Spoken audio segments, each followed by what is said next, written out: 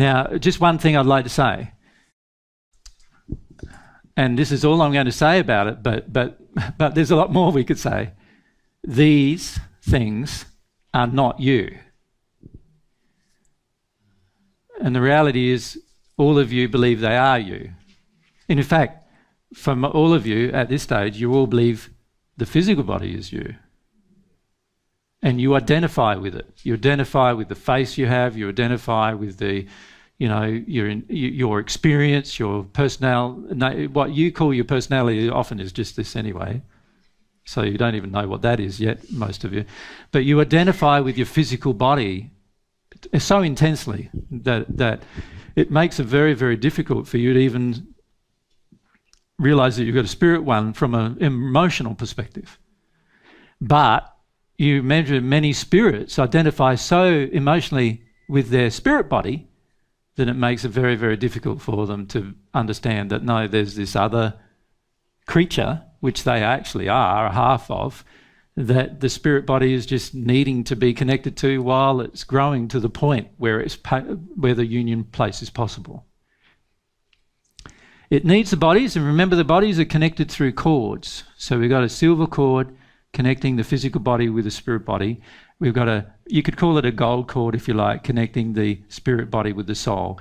Each stage of the organism, and these two stages are physically created, this stage God created, these, and that applies to everyone bar the first human couple on any planet, these stages are basically, they're just interconnections to allow the wiring, if you like, to allow experiences from the physical body to be transferred to the spirit and transferred to the soul. And when the physical body disappears, this wiring here allows spirit body interactions to be transferred to the soul, so you can absorb things.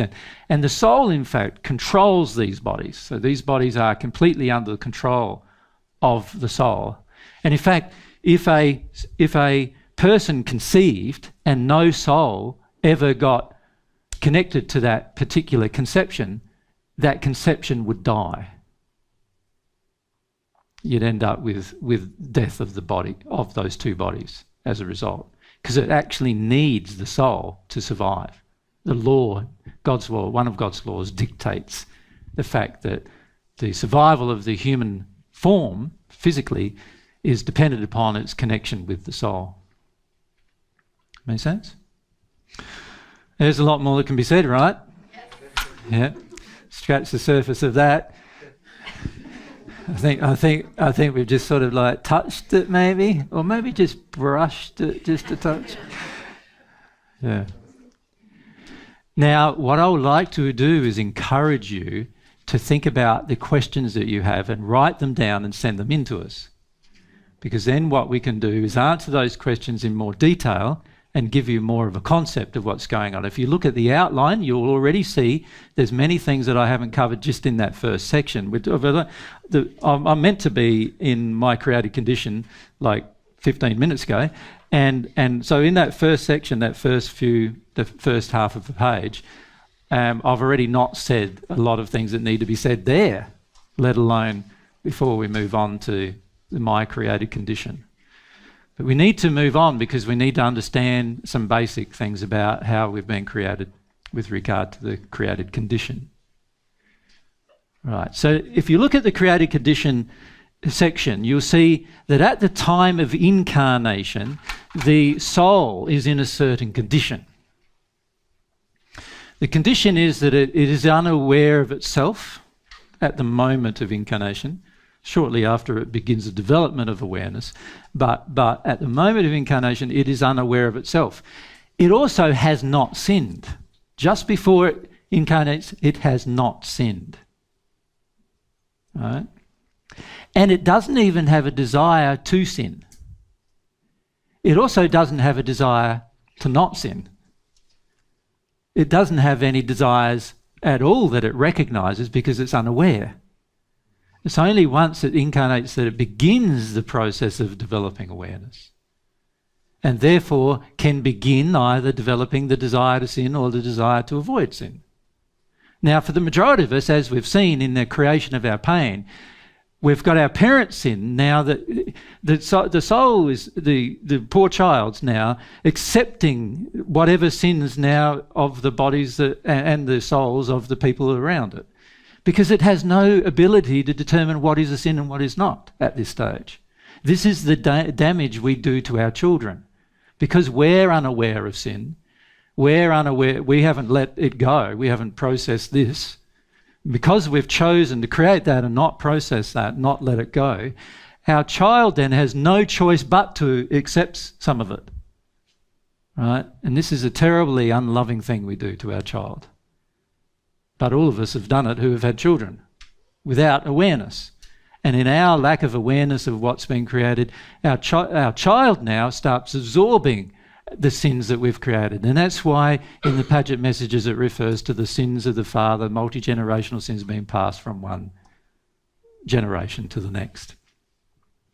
Now, God made it that way purposefully, because it also has benefits in the opposite direction. It's like everything God has done, if you misabuse it or abuse it, it can turn out to be terrible. If you use it and actually support it, it can turn out to be wonderful. And one of the wonderful benefits of a parent, both parents removing sin, is that if a child is then conceived without sin, it has none of this to deconstruct. You imagine what a wonderful benefit that is. And then on top of that, it would be born, if the parents were aware, they were soulmates themselves and were aware of the soulmates from an emotional perspective, it would be born with an awareness of the other half of itself at the time of birth, which would develop to a conscious awareness as the brain develops. And so by the time they're 5, 6 or 7 years of age, they would have met their soulmate, recognised them and identified them and know them. So that's the benefits of having it this way. But you see, mankind, we put our muddy foot into it all, don't we? And we turn it all into something that looks pretty bad because of the use of our will in an unloving way. But the reality is, if we used our will lovingly as parents and we released this construction, this sin-based construction, our children would have a fantastic start in life. And in fact, by the time they were 7, the majority of people on earth would think they're sort of some different kind of race than what we're completely used to on this planet. So that's our potential. So at the time of incarnation, God has allowed us to basically be in a blank state, which is fantastic actually, because it allows us to learn positively or negatively. Depends on choices made though, of course. Right. And the blank state means that there's no divine spark in me. There's no automatic knowledge of everything. There's no understanding of everything. Right? I'm not pure love. I am love in a natural love state, but not pure from God's perspective. I haven't received God's love. I'm not at one with God at the time of conception. I'm not even aware that there is a God at the time of conception. All this awareness is developed over time. God created it that way. And can you see that God has basically created you in a state where you don't know? And this is why I say to you, you need to get used to not knowing. God, it's not unloving for you to not know things. Right? God created you in that state, and as an act of love. So it's good for you to not know things and then develop a desire to know. And God actually wants you to develop a desire to know. Otherwise, he would not have created you in a state where you didn't know. You get that? Yeah, so it's just wonderful how God's created this process where he loves these feelings that you have where I just want to know what's going on. He wants that feeling to be developed in you by you. Yeah. And it doesn't matter to him that you don't know. He loves you when you knew nothing whatsoever. The moment of conception, just before the moment of conception, you knew nothing at all about anything, right? Except for some instinctual things, which you didn't know about either, right? You just had it, you didn't know about it. And he created you in that state and he still loved you. So that tells me that he doesn't care how much you know. And now for most of us, as we discussed in our first group, most of us think that what we know determines our worth.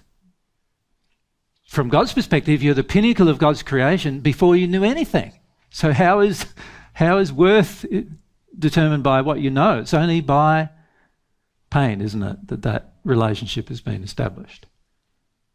It's okay to not know things. That's how God created you to be in the beginning, to not know. And then he knew you would develop desire to know, which is a part of one of the instinctual qualities he placed inside of each of us, a desire to know. Yeah.